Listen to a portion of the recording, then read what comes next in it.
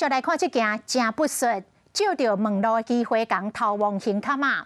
有一个电视台的女主播出面来指控，讲一个姓黄的男子竟要甲网络，身躯是愈挖愈近，所落来用最紧的速度伸手望伊的刑卡嘛了后，马上被勒弄。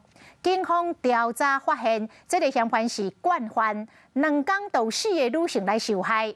就伫个远景准备要掠人的时阵，看到伊佫用同一步要共偷摸，当场就甲看起来了。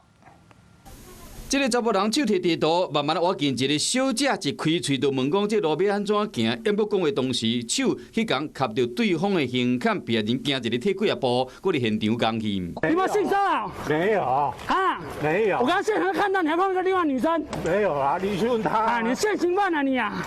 伊不承认，也搁监视器画面看甲真清楚，罪证确实当场被警方抓去。调查后发现，讲其中有一个被害人是电视台女主播。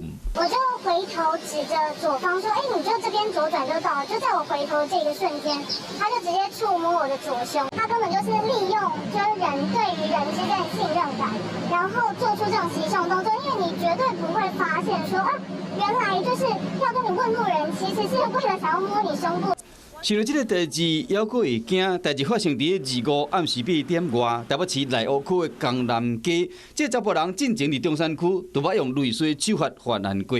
伊身高差就是175公分，挂一个目镜，假做游客，下摕手机也是这个地图假面问路，找机会共蒙领，2天来到4个人受害。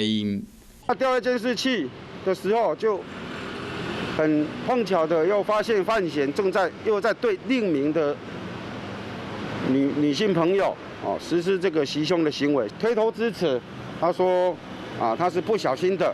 这摆女主播嘛变成嫌犯下手的目标，伊呼吁所有受害女性勇敢站出来报警，和这个色狼一个假释。